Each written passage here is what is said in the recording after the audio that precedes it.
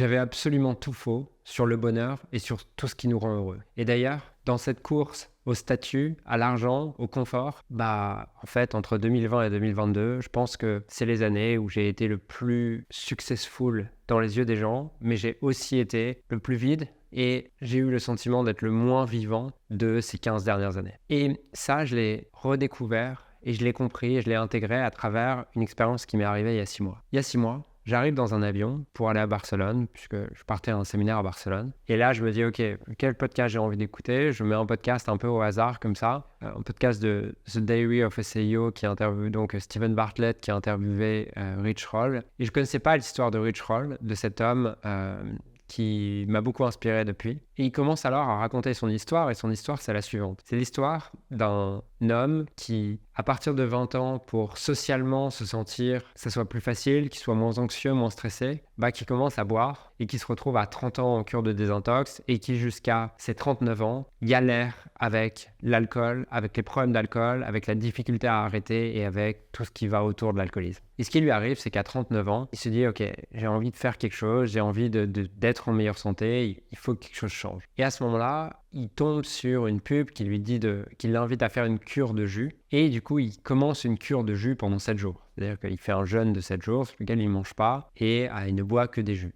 Et puis, au bout de 3 à 4 jours, il commence à sentir qu'il a plus d'énergie, qu'il a envie de faire plus de choses et il sort de chez lui et il se met alors à courir. Et il va courir, il va faire son premier footing. Ça faisait 20 ans qu'il faisait plus de sport. Il fait son premier footing et il finit son premier footing en se disant « Waouh, en fait, je me sens bien ». Le lendemain, il va courir un peu plus, tout ça, pour finalement, au bout de quelques jours ou quelques semaines, j'ai pas la timeline exacte, se dire « En fait, je vais arrêter toute cette vie que j'ai et je vais devenir vegan, je vais faire de la course à pied. » Je vais arrêter ma carrière d'avocat et je ne sais pas comment on va payer notre vie, mais faisons ça. Il a des enfants, il est dans une vie américaine assez classique et il a des crédits, des choses, mais il décide de se lancer. Et quelques années plus tard, il se retrouve à être champion du monde ou quelque chose comme ça, d'ultramarathon. Et quand j'entends cette histoire, je me dis « Waouh, c'est dingue !» Je trouve ça incroyable, cette histoire me prend aux tripes. Sûrement parce qu'au moment où j'écoute ça, j'ai l'impression peut-être d'avoir laissé un peu de côté ma santé. Pas que je suis en mauvaise santé, mais je sais que je suis loin d'être au maximum de ce que je pourrais être.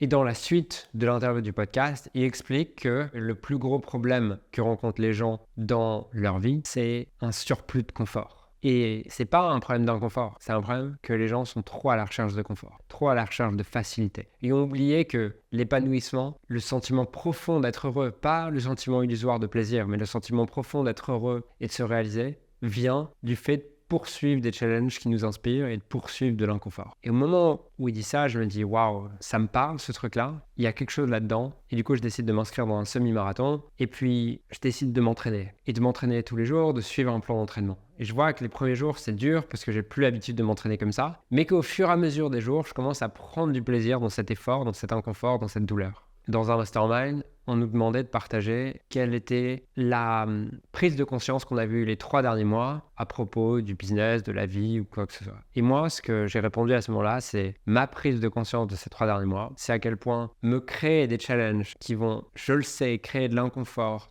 du challenge, de la difficulté dans ma vie, mais le faire consciemment est ce qui apporte le plus de sentiment d'être vivant dans ma vie. Et ce qui est marrant, c'est que depuis que je me suis redonné ces défis sportifs, donc là j'ai un semi-marathon, derrière j'ai un trail de 46 km et j'aimerais bien me donner des défis de plus en plus grands pour voir ce dont je suis capable et surtout me dire qu'à 50 ans, je suis 10 fois plus en forme qu'à 30 ans. Mais en tout cas, le fait de me donner ces défis est ce qui a apporté le plus de sentiment d'être vivant ces dernières années dans ma vie. Et là où j'avais tout faux, c'est de croire justement, d'acheter cette image que le bonheur, c'était la vie qu'on nous montrait sur Instagram. Que le bonheur, c'était avoir beaucoup d'argent, être beau ou être belle, avoir une femme qui était beau ou qui était belle et faire des photos qui sont paradisiaques. En réalité, ce que je me suis rendu compte à travers cette expérience, c'est que la clé du bonheur, elle est simple. C'est de poursuivre des challenges qui nous poussent à chaque jour se découvrir un peu plus pour réaliser quelque chose qui a du sens pour nous. Et je vais reprendre pour conclure cette vidéo la phrase de John DeMartini qui est que si tu